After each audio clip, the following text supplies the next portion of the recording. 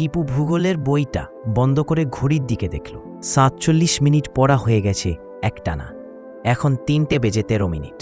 এবার যদি ও একটু ঘুরে আসে তাহলে ক্ষতি কি? ঠিক এমনি সময় তো সেদিন লোকটা এসেছিল। সে তো বলেছিল টিপুর দুঃখের কারণ হেলে তবে আবার আসবে। তাহলে কারণ তো হয়েছে, বেশ ভালো রকমই হয়েছে। যাবে নাকি একবার বাইরে? না, মা বারান্দায় বেরিয়েছেন, কিসের জন্য জানি।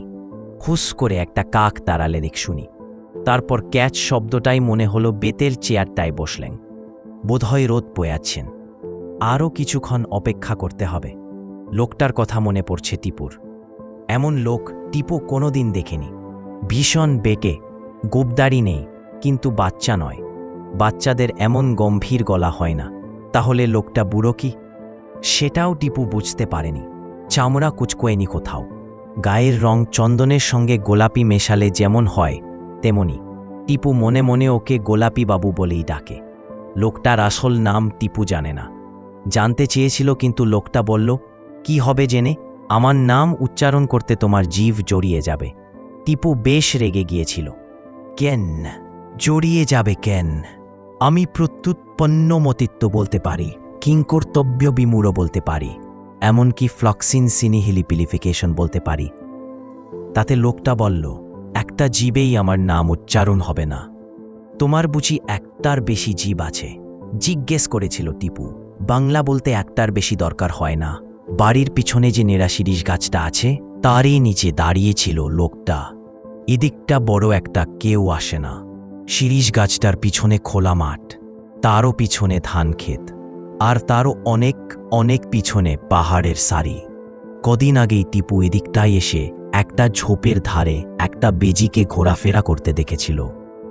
আজ হাতে কিছু পাউরুটির টুকরো নিয়ে এসেছিল ঝোপটার ধারে ছড়িয়ে দেবার জন্য, যদি তার লোভে বেজিটা আবার দেখা দেয়। এমন সময় হঠাৎ চোখ পড়ল গাছতলায় দাঁড়ানো লোকটার দিকে। চোখাচোখি হতেই লোকটা ফিক করে হেসে বলল, হ্যালো, সাহেব নাকি? সাহেব হলে কথা বলে বেশি দূর এগোনো যাবে না। তাই টিপু কিছুক্ষণ কিছু না বলে লোকটার দিকে তাকিয়েছিল। এবার লোকটাই ওর দিকে এগিয়ে এসে বলল, তোমার কোনো দুঃখ আছে? দুঃখ? দুঃখ? টিপু তো অবাক। এমন প্রশ্ন তাকে কেউ কোনোদিন করেনি। সে বলল, কই না তো, দুঃখ তো নেই। ঠিক বলছি। বারে, ঠিক বলবো না কে? তোমার তো দুঃখ থাকার কথা। হিসেব করে তো তাই বেরোলো। কি রকম দুঃখ? ভেবেছিলাম বেজিটাকে দেখতে পাবো, কিন্তু পাচ্ছি না। সেরকম দুঃখ? উহু উহু, যে দুঃখে কানের পিছনটা নীল হয়ে যায়, হাতের তেলই শুকিয়ে যায়, সেরকম দুঃখ। মানে ভীষণ দুঃখ? হ্যাঁ। না, সেরকম দুঃখ নেই। লোকটা এবার নিজে দুঃখ ভাব করে মাথা নেড়ে বলল, না, তাহলে এখনো মুক্তি নেই। মুক্তি? মুক্তি, ফ্রিডম। ফ্রিডম মানে মুক্তি, সেটা আমি জানি, বলল টিপু। আমার দুঃখ হলে বুঝি তোমার মুক্তি হবে? লোকটা টিপুর দিকে এক দৃষ্টে চেয়ে বলল, তোমার বয়স 10.5? হ্যাঁ, বলল টিপু। আর নাম শ্রীমান তর্পণ চৌধুরী? হ্যাঁ। তাহলে কোনো ভুল নেই। লোকটা যে ওর বিষয়ে এত খবর পেল কথাকে, সেটা টিপু বুঝতে পারল না। টিপু বলল, শুধু আমার দুঃখ হলে তোমার মুক্তি, আর কারুর দুঃখে নয়? দুঃখে মুক্তি নয়, দুঃখ দূর করলে তবে মুক্তি। কিন্তু দুঃখ তো অনেকের আছে। আমাদের বাড়িতে নিকুঞ্জ বিখিরি এসে একতারা বাজিয়ে গান গায়। সে বলে তার 3 কুলে কেউ নেই। তার তো খুব দুঃখ। তাতে হবে না, লোকটা মাথা নেড়ে বলল। তর্পণ চৌধুরী, বয়স 10.5। এখানে তুমি ছাড়া আর কেউ আছে? বোধ হয় না। তবে তোমাকেই চাই। এবার টিপু একটা কথা জিজ্ঞেস না করে পারল না। তুমি কিসের থেকে মুক্তির কথা বলছো? তুমি তো দিব্যি চলে ফিরে বেড়াচ্ছি। এটা আমার দেশ নয়। এখানে তো আমায় নির্বাসন দেওয়া হয়েছে। কেন? অত জানার কি দরকার তোমার? বারে, একজন লোকের সঙ্গে আলাপ হলো, আর তার বিষয় জানতে ইচ্ছা করবে না? তুমি কোথায় থাকো, কি করো, কি নাম তোমার, আর কে কে চেনে তোমাকে, সব জানতে ইচ্ছা করছে আমার। অত জানলে জিঞ্জিরিয়া হবে। লোকটা আসলে জিঞ্জিরিয়া বলেনি, বলেছিল একটা ভীষণ কঠিন কথা, যেটা টিপু চেষ্টা করলেও উচ্চারণ করতে পারবে না। তবে খুব সহজ করে বললে সেটা জিঞ্জিরিয়াই হয়। না জানি কি ব্যারামের কথা বলছি। তাই টিপু আর ঘাটাল না। কার কথা মনে হচ্ছে লোকটাকে দেখে? রামখেল তিলক সিং, নাকি ঘ্যাঘা সুরের সেই 1 হাত লম্বা লোকটা যার সঙ্গে মানিকের দেখা হয়েছিল, নাকি স্নো হোয়াইটের সেই 7টা বামুনের একটা বামুন? টিপু রূপকথা পোকা। তার দাদু প্রতিবারই পুজোয় কলকাতা থেকে আসার সময় তার জন্য 3-4খানা করে রূপকথার বই এনে দেন।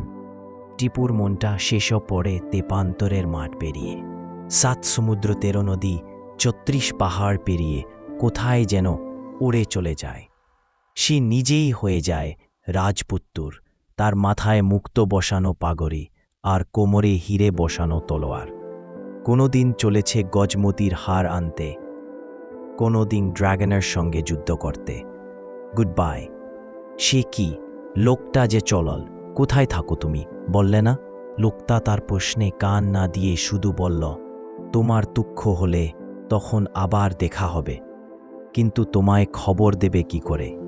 তৎক্ষণে লোকটা এক লাফে একটা 1.5 মানুষ উঁচু কুলগাছ টপকে হাই জাম্পে ওয়ার্ল্ড রেকর্ড করে অদৃশ্য হয়ে গেছে। এটা প্রায় 1.5 মাস আগের ঘটনা। তারপর থেকে লোকটা আর আসেনি। কিন্তু এখন তো আসা দরকার, কারণ টিপুর সত্যিই দুঃখের কারণ হয়েছে।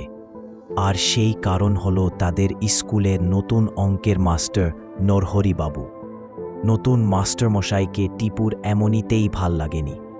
প্রথম দিন ক্লাসে ঢুকে কিছু বলার আগে প্রায় 2 মিনিট খাড়া হয়ে দাঁড়িয়ে সারা ক্লাসের ছাত্রদের উপর যেভাবে চোখ বোলালেন, তাতে মনে হয় যেন আগে সকলকে ভস্ম করে তারপর পড়াতে শুরু করবেন।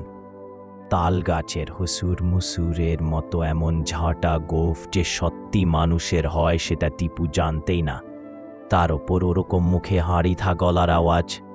ক্লাসের কেউই তো কালা নয়, তাহলে অত্ত হুমকিয়ে কথা বলার দরকার কি? আসল গোলমালটা হলো 2 দিন পরে বিশুদ্ধবারে।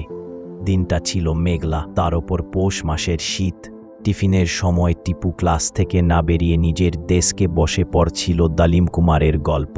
কে জানতা ঠিক সেই সময় অঙ্কের স্যার ক্লাসের পাশ দিয়ে যাবেন আর তাকে দেখতে পেয়েই ক্লাসে ঢুকে আসবেন।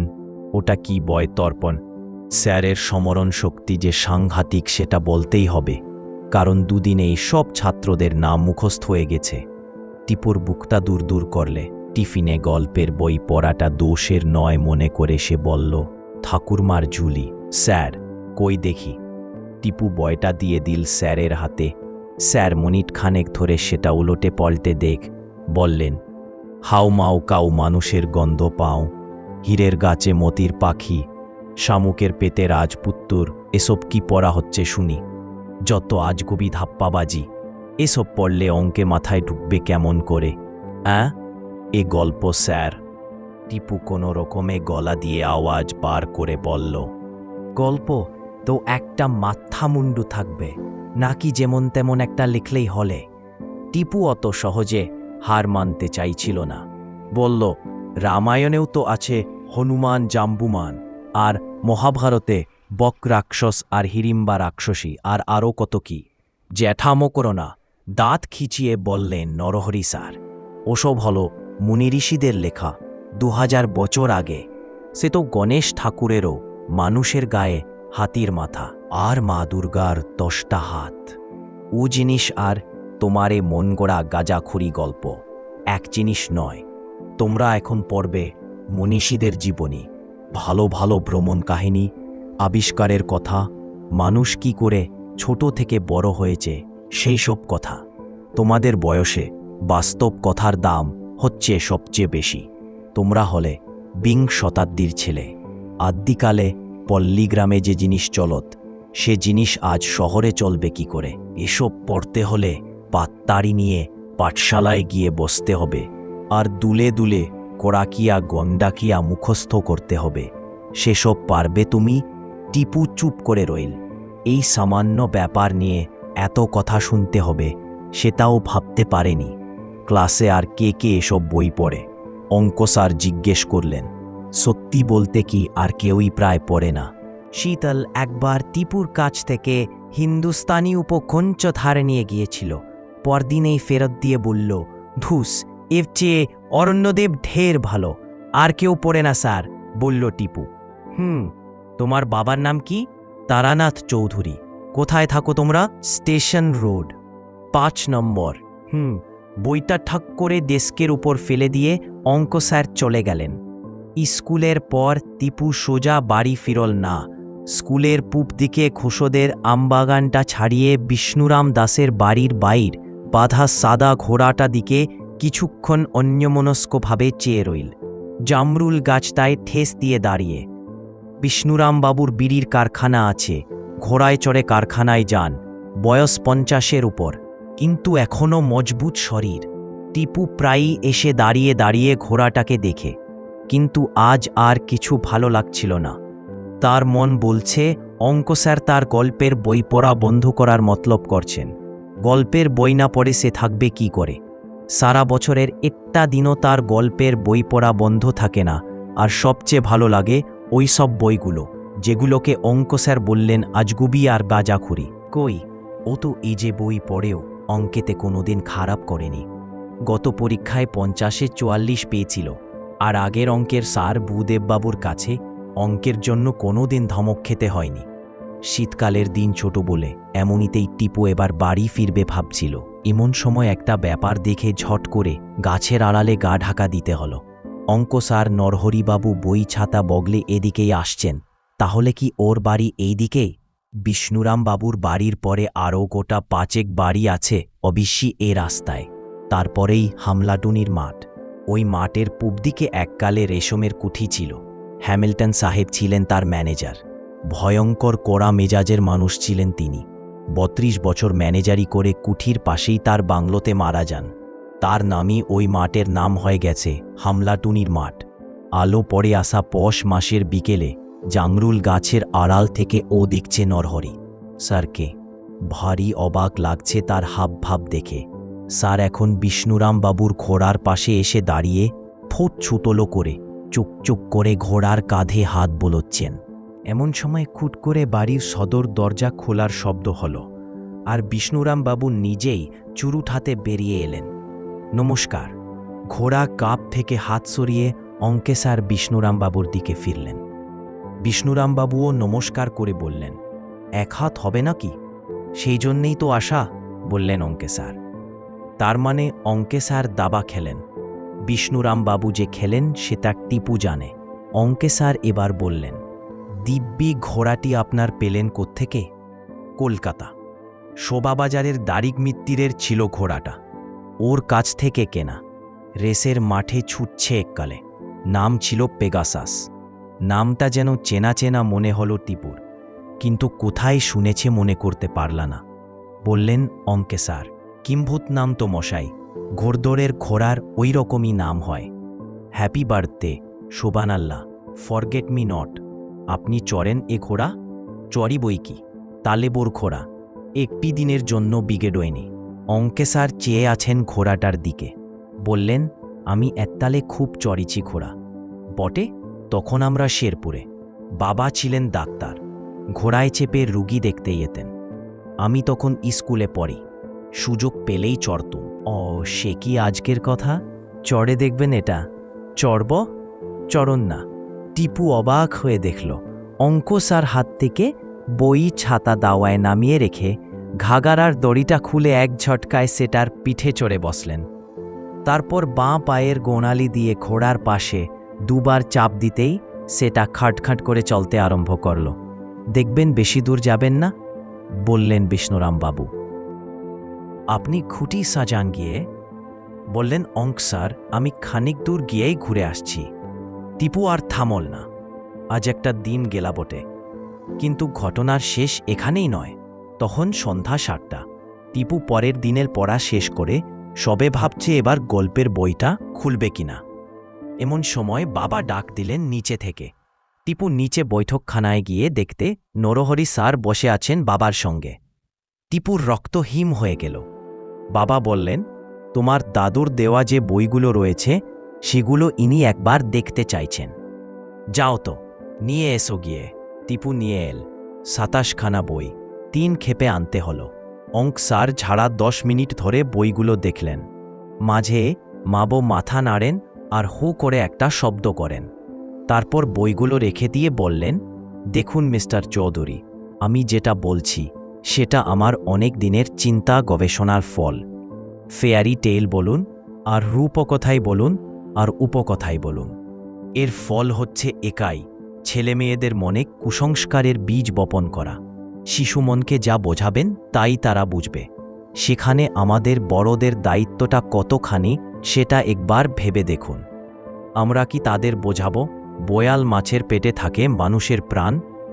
যেখানে আসল কথাটা হচ্ছে, যে প্রাণ থাকে মানুষের হৃৎপিণ্ডে তার বাইরে কোথাও থাকতে পারে না, থাকা সম্ভব নয়। বাবা পুরোপুরি কথাটা মানছেন কিনা সেটা টিপু বুঝতে না পারলেও এটা সে জানে যে স্কুলের মাস্টারদের কথা যে মেনে চলতে হয় এটা তিনি বিশ্বাস করেন। ছেলে বয়সটা মেনে চলারই বয়স টিপু, এ কথা বাবা অনেকবার বলেছেন। বিশেষ করে গুরুজনদের কথা মানতে হবে। নিজের ইচ্ছেমতো সব কিছু করার বয়সও আছে একটা, কিন্তু সেটা পড়াশুনো শেষ করে নিজের পায়ে দাঁড়ানোর পর। তখন তোমাকে কেউ বলবে না এটা করো ওটা করো, বা বললেও সেখানে তোমার নিজের মতটা দেবার অধিকার আছে, কিন্তু সেটা এখন নয়। আপনার বাড়িতে অন্য ধরনের শিশুপাঠ্য বই নেই? জিজ্ঞেস করলেন নরহরি স্যার। আছে বই, কি বলেন বাবা? আমার বুক শেলফে আছে, আমার স্কুলে প্রাইজ পাওয়া বই। টিপু তুই দেখিসেনি? সব পড়া হয়ে গেছে বাবা, বলল টিপু। সবগুলো? সবগুলো। বিদ্যাসাগরের জীবনী, সুরেশ বিশ্বাসের জীবনী, ক্যাপ্টেন স্কটের দক্ষিণ মেরু অভিযান, মাঙ্গো পার্কের আফ্রিকা ভ্রমণ, ইস্পাতের কথা, আকাশানের কথা। প্রাইজ আর কোটাই বা পেয়েছে বাবা? তা বেশ তো, বললেন বাবা, নতুন বই এনে দেওয়া যাবেক্ষণ। আপনি এখানে তীর্থঙ্কর বুক স্টলে বলে ওরা কলকাতা থেকে আনিয়ে দেবে বই, বললেন অঙ্ক স্যার। সেসবই তুমি পড়বে এবার থেকে। দর্পণ। এগুলো বন্ধ, এগুলো বন্ধ। ওই দুটো কথায় যেন এক মুহূর্তে পৃথিবীটা টিপুর চোখের সামনে অন্ধকার হয়ে গেল। এগুলো বন্ধ, আর বন্ধ যাতে হয় তার জন্য বাবাও অঙ্ক স্যারের থেকে নিয়ে বইগুলো তার আলমারির তাকে ভরে ফেলে চাবি বন্ধ করে দিলেন। মা অবশ্যে ব্যাপারটা শুনে বেশ খানিকক্ষণ গজর গজর করেছিলেন। খাবার সময় একবার তো বলে ফেললেন, যে লোক এমন কথা বলতে পারে তাকে মাস্টার করে রাখা কেনে বাপু? বাবা পরপর 3 বার উহু বলে মাকে থামিয়ে দিলেন। তুমি বুঝছে না, উনি যা বলছেন টিপুর ভালোর জন্যই বলছেন, ছাই বলছেন। তারপর টিপুর মাথায় হাত বুলিয়ে বললেন, তুই ভাবিসে নে রে, আমি বলবো তোকে গল্প। তোর দিদিমার কাছ থেকে অনেক গল্প শুনেছি ছেলেবেলায়, সব তো আর ভুলিনি। টিপু কিছু বলল না। মুশকিল হচ্ছে কি, মার কাছে টিপু এককালে অনেক গল্পই শুনেছে, তার বাইরে মা আর কিছু জানেন বলে মনে হয় না। আর জানলেও বই পড়ার মজা মুখে শোনা গল্পে নেই। বইয়ে ডুবে যাওয়া একটা আলাদা ব্যাপার, সেখানে শুধু গল্প আর তুমি, মাঝখানে কেউ নেই। সেটা মাকে বোঝাবে কি করে? আরও 2 দিন গেলে টিপুর বুঝতে যে এবার সত্যি সত্যিই সে দুঃখ পাচ্ছে। গোলাপি বাবু যে দুঃখের কথা বলেছিলেন, কেটা সে দুঃখ এবার উনি যদি কিছু করতে পারেন। আজ রবিবার, বাবা ঘুমোচ্ছেন, মা বারান্দা ছেড়ে ঘরে ঢুকে সেলাইয়ের কল চালাচ্ছেন। এখন বেজেছে 3:30। এখন একবার পিছনের দরজা দিয়ে বাইরে যাওয়া যেতে পারে। লোকটা যে কেনে বলে গেল না সে কোথায় থাকে? সে না এলে টিপু শটান তার বাড়িতে চলে যেতে পারত। টিপু পা টিপে টিপে একতলায় নেমে পিছনের দরজা দিয়ে বাইরে বেরিয়ে এল। চারদিকে রোদ ঝলমল করছে, কিন্তু তাও বেশ শীত শীত ভাব। দূরে ধানক্ষেতে সোনালি রং ধরে আছে পাহাড়ের লাইন অবধি। একটা ঘুঘু ডেকে চলেছে একটানা, আর চিরিক চিরিক শব্দটা নিশ্চয়ই ওই শিরিষ গাছের বাসিন্দা কোনো একটা কাঠবেড়ালি করছে। হ্যালো! আরে কি আশ্চর্য! কখন যে লোকটা এসে দাঁড়িয়েছে গাছতলায় সেটা টিপু দেখতেই পায়নি। তোমার কানের পিছনে নীল রং, হাতের এলো খসখসে। বুঝতেই পারছি তোমার দুঃখের কারণ ঘটেছে। তা ঘটেছে বই কি। লোকটা এগিয়ে আসছে টিপুর দিকে। আবার সেই পোশাক, আবার মাথার চুলগুলো ফুট করে ঝুঁটির মতো উড়ছে বাতাসে। কি ঘটেছে সেটা বলতে হবে তো, নইলে আমি কিংকর্তব্য বিমূঢ়। টিপুর হাসি পেলেও লোকটাকে শুধরাবার চেষ্টা না করে অঙ্ক স্যারের পুরো ব্যাপারটা সংক্ষেপে বলে ফেল। বলতে বলতে চোখে জল এসে গেলেও মনের জোরে নিজেকে সামলে নিল টিপু। বলে লোকটা 16 বার ধীরে ধীরে মাথা উপর নিচ করো। টিপু ভেবেছিল আর থামবেই না, আর সেই সঙ্গে এও মনে হয়েছিল যে লোকটা হয়তো কোনো উপায় খুঁজে পাচ্ছে না। যদি না পায় তাহলে যে কি দশা হবে সেটা ভেবে টিপুর আবার চোখে জল এসে গিয়েছিল। কিন্তু শেষ পর্যন্ত লোকটা মাথা নাড়া থামিয়ে আবার বলাতে টিপুর ধরে প্রাণ এলে। তুমি কিছু করতে পারবে কি? টিপু ভয়ে ভয়ে জিজ্ঞেস করল। ভেবে দেখতে হবে, পাকস্থলীটা খাটাতে হবে। পাকস্থলী? কেন, তোমরা মাথা খাটাও না বুঝি? লোকটা কোনো উত্তর না দিয়ে বলো, তোমার এই নরহরি স্যারকে কাল দেখলাম না মাঠে ঘোড়া চড়তে। কোন মাঠে? হামলাটুনির মাঠে, যে মাঠে ভাঙা বাড়িটা আছে। হ্যাঁ হ্যাঁ, তুমি কি সেইখানেই থাকো? ওই ভাঙা বাড়িটার পিছনে আমার ট্রিডিঙ্গি পিডিটা রয়েছে। টিপু কথাটা ঠিক করে শোনেনি নিশ্চয়, তবে শুনলেও সেটা যে তার জিভ দিয়ে কিছুতেই বেরোতো সেটা সে জানে। লোকটা এখনও আছে, আর আবার মাথাটা উপর নিচ করতে আরম্ভ করেছে। এবার 31 বার নাড়াবার পর মাথা থামিয়ে লোকটা বলল, আজ ফুলমুন। তুমি যদি ব্যাপারটা দেখতে চাও তাহলে চাঁদ যখন মাঠের মাঝখানের খেজুর গাছটা ঠিক মাথায় আসবে তখন মাঠে এসেইও। আড়ালে থেকো, কেউ যেন দেখে না ফেলে। তারপর দেখায়া কি করা যায়। টিপুর হঠাৎ একটা চিন্তা মাথায় ঢুকে তাকে ভীষণ ভয় পাইয়ে দিল। তুমি অঙ্ক স্যারকে মেরে টেরে ফেলবে না তো? এই প্রথম লোকটাকে হো হো করে হাসতে দেখল টিপু, আর সেই সঙ্গে দেখল লোকটার মুখের ভিতর একটার উপর আরেকটা জীব, আর দেখল যে লোকটার দাঁত বলে কিছু নেই। মেরে ফেলবে? লোকটা কোনো রকমে হাসি থামাল। আমরা কাউকে মারি টারি না। একজনকে চিমটি কাটার কথা ভেবেছিলাম বলেই তো আমার নির্বাসন প্রথম চক কেটে বেরোলো পৃথিবীর নাম। সেখানে হবে নির্বাসন। তারপর চক কেটে বেরোলো এই শহরের নাম, তারপর তোমার নাম। তোমার দুঃখ থেকে মুক্তি দিয়েই মুক্তি। ঠিক আছে, তাহলে। লোকটা সেদিনের মতোই টিপুর কথা শেষ হবার আগেই কুলগাছের উপর দিয়ে হাই জাম্প করে হাওয়া। টিপুর শরীরের ভিতরে সেই যে মিহি কাঁপুনি শুরু হলো সেটা রাইল রাত অবধি। আশ্চর্য কপাল, আজ মা বাবা দুজনেই রাত্রে নেমন্তন্ন খেতে যাবেন সুশীলবাবুদের বাড়ি। সুশীলবাবুর নাতির মুখে ভাত। টিপুরও নেমন্তন্ন ছিল, কিন্তু সামনে পরীক্ষা। তাই মা নিজে বললেন, তোর আর গিয়ে কাজ নেই, বাড়িতে বসে পড়াশোনা কর। 7:30টায় বাবা বেরিয়ে গেলেন। টিপু 5 মিনিট অপেক্ষা করে পূব দিকটা হলদে হতে শুরু করেছে দেখে বেরিয়ে পড়ল। স্কুলের পিছনের শর্টকাটটা দিয়ে বিষ্ণুরাম বাবুদের বাড়ি পৌঁছতে লাগল মিনিট 10। ঘোড়াটা নেই। টিপুর ধারণা ওটা বাড়ির পিছন দিকে আস্তাবলে থাকে।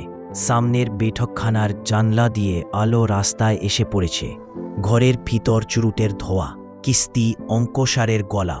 দাবা খেলছেন বিষ্ণুরাম বাবুর সঙ্গে। তাহলে কি আজ ঘোড়া চড়বেন না? সেটা জানার কোনো উপায় নেই। লোকটা কি বলেছে হামলাটুনির মাঠে যেতে? টিপু যা থাকে কপালে করে সেই দিকেই রওনা দিল। ওই যে পূর্ণিমার চাঁদ, এখনও সোনালি, রূপলি হবে আরও পরে। নেড়া খেজুর গাছটার মাথায় পৌঁছতে এখনও মিনিট 10 দেরি। ফুটফুটে জ্যোৎস্না যাকে বলে সেটা হতে আরও সময় লাগবে। তবে একটা ফিকে আলো চারদিক ছেয়ে আছে, তাতে গাছপালা ঝোপঝাড় সবই বোঝা যাচ্ছে।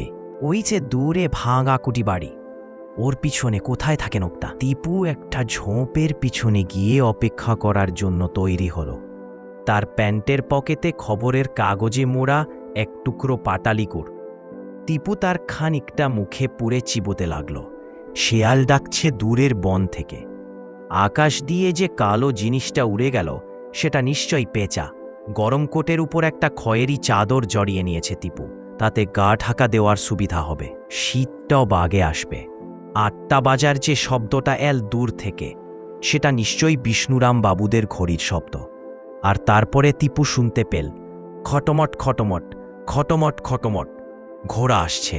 টিপু ঝোপের পাশ দিয়ে মাথাটা বার করে একদৃষ্টে চেয়ে আছে মোড়ের দিকে। হ্যাঁ, ঘোড়া তো বটেই, আর তার পিঠে নরহরি সার। কিন্তু ঠিক এই সময় ঘটে গেল একটা সাংঘাতিক দুর্ঘটনা। একটা মশা কিছুক্ষণ থেকেই টিপুর কানের আশেপাশে ঘোরাফেরা করেছিল। টিপু হাত চালিয়ে চালিয়ে সেটাকে যথাসম্ভব দূরে রাখতে চেষ্টা করেছিল, কিন্তু হঠাৎ সেটা শুরুট করে ঢুকল গিয়ে তার নাকের ভিতর। দুআঙুল দিয়ে নাক টিপে যে হাঁচি চাপা যায় সেটা টিপু আগে পরীক্ষা করে দেখেছে, কিন্তু এখন নাক টিপলে মশাটা আর বেরোবে না মনে করে সে হাঁচিটা আসতে দিল। আর তার শব্দটা খোলা মাঠের শীতের রাতের থমথমে ভাবটাকে একেবারে খান খান করে দিল। ঘোড়া থেমে গেছে। ঘোড়ার পিঠ থেকে একটা জোরালো টর্চের আলো এসে পড়ল টিপুর উপর। তর্পণ। টিপুর হাত পা অবশ হয়ে গেছে, সে যেন আর দাঁড়িয়ে থাকতে পারছে না। ছি ছি ছি! এইভাবে সমস্ত ব্যাপারটা ভেস্তে দেওয়াতে লোকটা না জানি কি মনে করছে। ঘোড়াটা এগিয়ে আসছিল তারই দিকে, পিটি অঙ্ক স্যার। কিন্তু এমন সময় স্যারকে প্রায় পিঠ থেকে ফেলে দিয়ে ঘোড়াটা সামনের পা দুটো তুলে একটা আকাশচেরা চিহিহি ডাক ছেড়ে এক লাফে রাস্তা থেকে মাঠে গিয়ে পড়ল। আর তারপরেই টিপুর চোখ ছানাবাড়া হয়ে গেলা দেখে যে ঘোড়া আর মাটিতে নেই। ঘোড়ার দুদিকে দুটো ডানা, সেই ডানায় ঢেউ তুলে ঘোড়া আকাশে উড়তে লেগেছে। অঙ্ক স্যার উপুর হয়ে ঘোড়ার পিঠ জাপটে ধরে আছেন। তার জ্বলন্ত টর্চ হাত থেকে পড়ে গেছে রাস্তায়। চাঁদ এখন খেজুর গাছের মাথায়, জ্যোৎস্না এখন ফুটফুটে। সেই আলোয় দেখা যাচ্ছে অঙ্ক স্যার পিঠে নিয়ে বিষ্ণুরাম দাসের ঘোড়া আকাশ ভরা তারার দিকে উড়তে উড়তে ক্রমশই ছোট থেকে ছোট হয়ে আসছে। পেগাসাস! ভা করে টিপুর মনে পড়ে গেলে গ্রিসের উপকথা। রাক্ষসী মেদুসা, তার মাথায় চুলের বদলে হাজার বিষাক্ত সাপ। তাকে দেখলে মানুষ পাথর হয়ে যায়। তরোয়াল দিয়ে তার মাথা কেটে ফেলল বীর পার্সিউস। আর মেদুসার রক্ত থেকে জন্ম নিল পক্ষীরাজ পেগাসাস। তুমি বাড়ি যাও তর্পণ। পাশে দাঁড়িয়ে সেই অদ্ভুত লোটা, চাঁদের আলো তার মাথার সোনালি চুটিতে। Everything is all right. 3 দিন হাসপাতালে ছিলেন অঙ্ক স্যার। শরীরে কোনো জখম নেই, খালি মাঝে মাঝে শিউরে ওঠেন। জিজ্ঞেস করলে কিছু বলেন না। 4 দিনের দিন হাসপাতালে থেকে বেরিয়ে অঙ্ক স্যার টিপুদের বাড়িতে এলেন। বাবার সঙ্গে কি কথা হলো সেটা টিপু জানে না। অঙ্ক স্যার চলে যাবার পরেই বাবা টিপুকে ডাকলেন। তোর বইগুলো নিয়ে যা আমার আলমারি থেকে। উনি বললেন, ওসব গল্পে ওর আপত্তি নেই। সেই লোকটাকে আর দেখেনি টিপু। তা খোঁজে একদিন গিয়েছিল কুঠিবাড়ির পিছনটায়। পথে যেতে দেখেছে বিষ্ণুরাম বাবুর ঘোড়া, যেমন ছিল তেমনই আছে। কিন্তু কুঠিবাড়ির পিছনে কিছু নেই, শুধু একটা গিরগিটি দেখতে পেয়েছিল টিপু, যে রং একদম গোলাপি।